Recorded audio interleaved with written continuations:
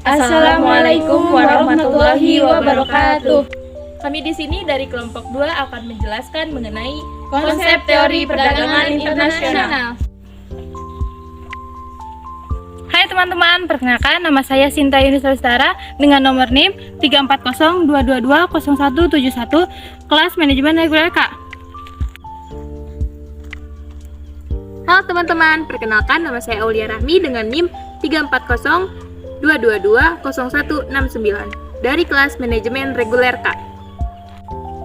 Hai teman-teman, perkenalkan nama saya Santi Yunisti Dulistari dengan nomor NIM 34022220170 dari kelas manajemen reguler K.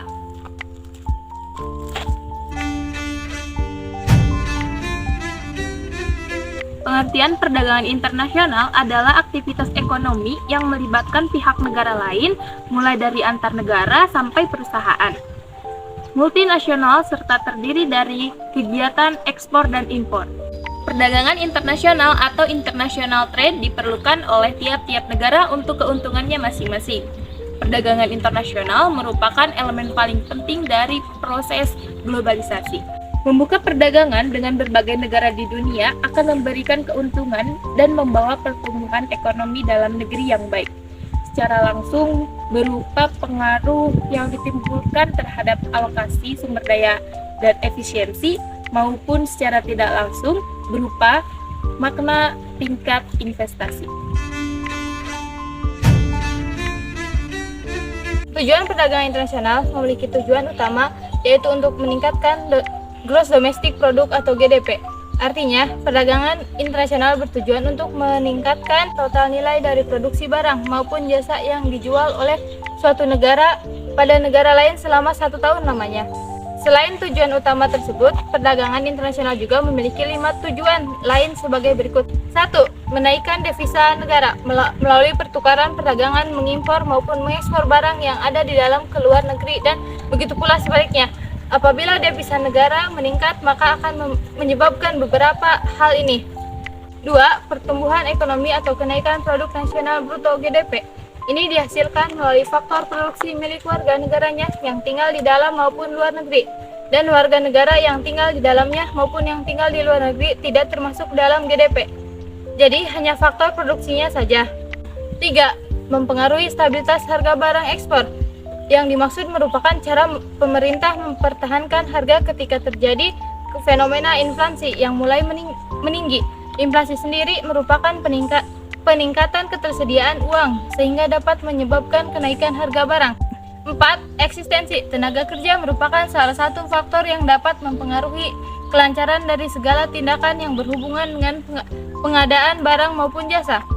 5. Memenuhi kebutuhan di negara lain. Kerjasama perdagangan internasional dapat membuat negara lain yang tidak memiliki barang maupun jasa yang diinginkan menjadi terpenuhi. Contohnya, Indonesia merupakan salah satu negara di Asia yang mengolah kedelai menjadi tempe, berbeda dengan di Eropa maupun Amerika.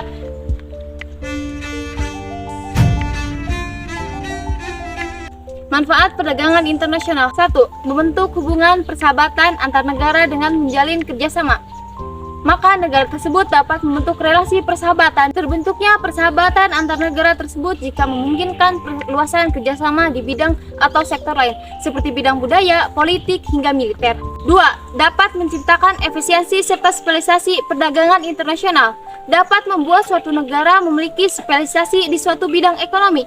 Artinya, negara yang membangun kerjasama tersebut akan memiliki penduduk yang mempunyai keahlian khusus, serta berbeda dari negara lain, sehingga dapat menghasilkan produk maupun jasa yang bernilai jual dan dapat diekspor ke negara lain. 3. Dapat meningkatkan kemakmuran negara. Kegiatan perdagangan internasional dapat membawa kemakmuran pada suatu negara yang menyetujui kerjasama tersebut. Indikator kemakmuran tersebut dapat dilihat melalui aktivitas pelaku ekonomi yang meliputi produsen, pemerintah, serta konsumen.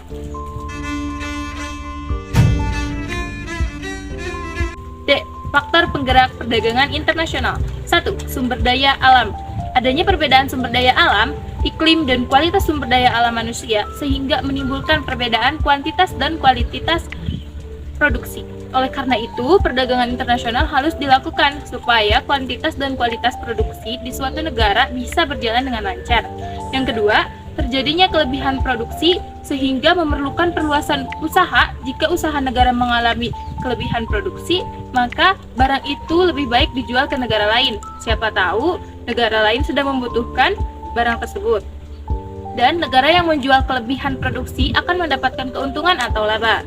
Hal seperti ini bisa menjadi penggerak umum untuk melakukan perdagangan internasional. Yang ketiga, warga negara lain memiliki ketertarikan pada suatu produk yang sama. Perkembangan globalisasi tidak menutup kemungkinan bahwa akan ada warga negara lain yang menyukai produk dalam negeri. Dengan adanya hal seperti ini, maka perdagangan internasional harus dilakukan karena memenuhi keinginan atau kesukaan warga dari negara lain tersebut. 4. Adanya keinginan untuk menjalin kerjasama dengan negara lain. Salah satu kerjasama yang bisa dilakukan dengan negara lain adalah melakukan perdagangan internasional. Karena dengan perdagangan internasional, maka kedua negara akan lebih mendapatkan keuntungan yang sama. Dengan adanya kerjasama seperti ini, maka hubungan antar negara bisa berjalan dengan baik. Problematika perdagangan internasional. A. Proteksionisme adalah proses pertukaran barang dan jasa akan melibatkan banyak negara.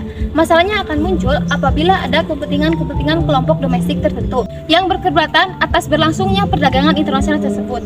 Untuk perlindungan kepentingan kelompok domestik dari ancaman arus barang dan jasa dari luar negeri tersebut, maka negara akan menghadangnya dengan kebijakan politik berupa penerapan tarif dan kuota.